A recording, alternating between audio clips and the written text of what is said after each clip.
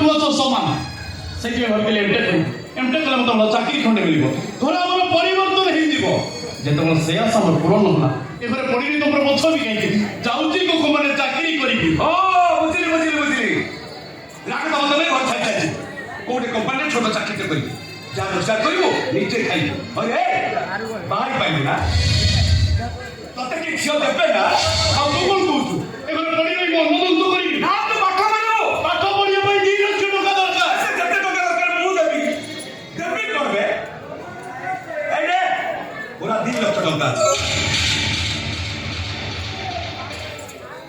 2 ଲକ୍ଷ ଟଙ୍କା ଏତେ ଗୁଡେ ଟଙ୍କା ପାଇଲୁ ଚମକି ପଡ଼ିଲୁ ଯେ କାଇ ଏ 2 ଲକ୍ଷ ଟଙ୍କା ଯୋଗାଡ଼ କରିବା ପାଇଁ ତୋ ଭାଇ ମୋ ତାକତ ନାହିଁ କିନ୍ତୁ ଆଉ କିନ୍ତୁ କଣ ଯା ଗାଧି ପାରି କନ୍ଦିରା ଖାଇ ବାହାରି ପଡ଼ିବୁ ମୁଁ ତତେ ଷ୍ଟେସନରେ ଛାଡ଼ି ଆସିବି ଆଉ ଧାନ କରି ପଳନି ଯା ପ୍ୟାଣ୍ଟ ସାର୍ଟ ଦିଟା ଭଙ୍ଗାଭଙ୍ଗ କରି ଗୋଟେ ଆଟା ଝିଅ କରିଦେବୁ ଗୋଟେ ବ୍ୟାଗ୍ କାନ୍ଧରେ ପକେଇଦେଲା କହିଲା କ'ଣ ଚାକିରି କରି ଯା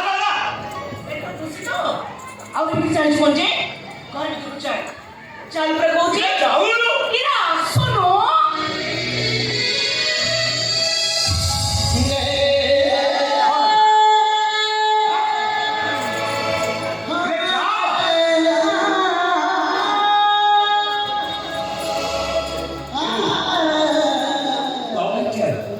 ଭାଇ ତମର ଏତେ ବାଟ ପାଠ ପଢିବାକୁ ଯାଉଛି ଯା ତାଙ୍କ ପାଖରେ ଜଗନ୍ନାଥଙ୍କୁ ଧରିବୁ ଆଉ ଯା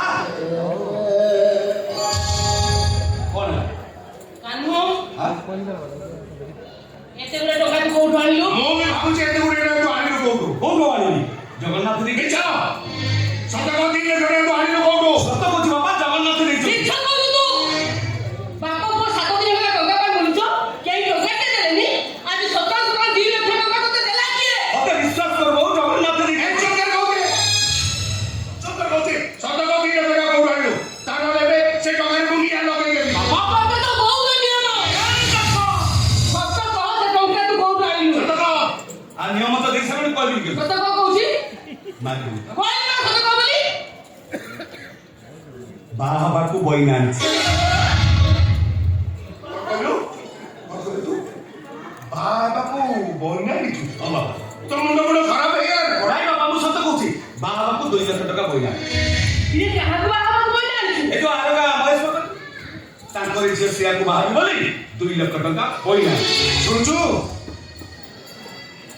ସାରିଆ ତୁ କଣ କହୁଛୁ ଜାଣିଛୁ ଆର କାମ ଅଛି ବାବୁ ହଁ। କୋଟିପତି ତାଙ୍କ କୋଟି ବୋଲି ଝିଅ ତାକୁ ବାହା ହେବା ପାଇଁ ଏ 2 ଲକ୍ଷ ଟଙ୍କା ଦରକାର ତାକୁ ବାହା ହେବା ପାଇଁ 2 ଲକ୍ଷ ଟଙ୍କା ଏ ଯୋଉ ପାଗଳ ହେଇଗଲାଣି ବାବା। ପାଗଳ ହେଇଗଲାଣି ତୋ ମାଡ଼ ନ ଖାଇବା ପର୍ଯ୍ୟନ୍ତ ଏ କେବେ ସତ କହିବ କଣ ମାନେ?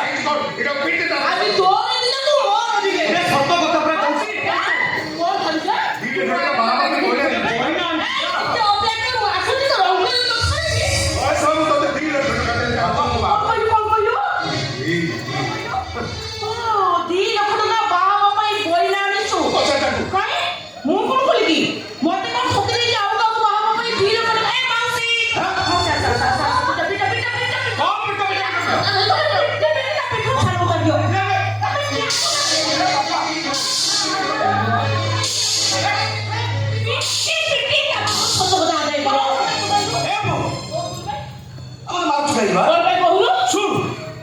ମୁଁ ତାକୁ ସବୁଦିନ ପାଇଁ ବାହା ହଉନି ମାତ୍ର 21 ଦିନ ପାଇଁ ବାହା ହଉଛି 21 ଦିନ ପାଇଁ ବାହା ହବ କାଇଁ 6 ମାସ ପାଇଁ ବାହା ହେଇଯାଉନୁ ମାଉସୀ ଜମା ସତ କହିଲା ଭଳି ଲାଗୁନି ପିଟ ସତ କହୁଛୁ ପରା ପିଟି ଆମର ସତ କଥା ଆଦାୟ କର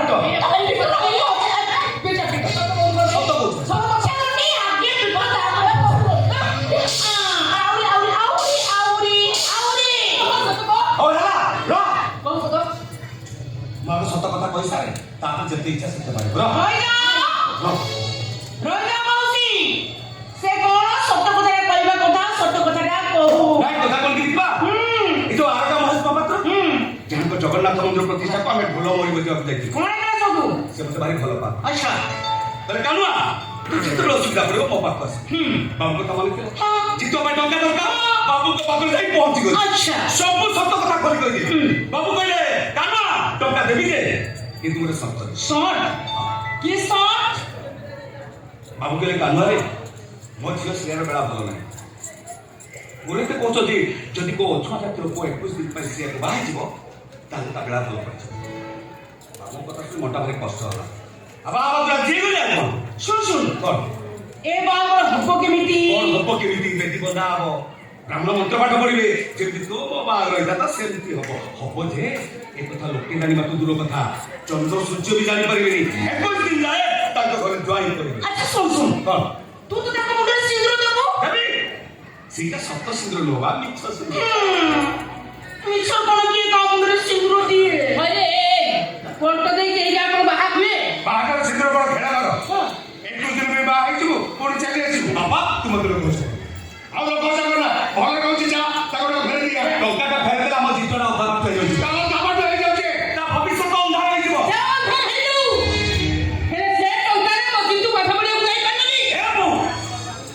ମୋର ପାଠ ହେଲାଣି ଯେ ମୁଁ ଢୋଲ ବଜଉଛି, ଆମ ଜୀବନକୁ ଭଲ ପାଠ ପଢୁଛି।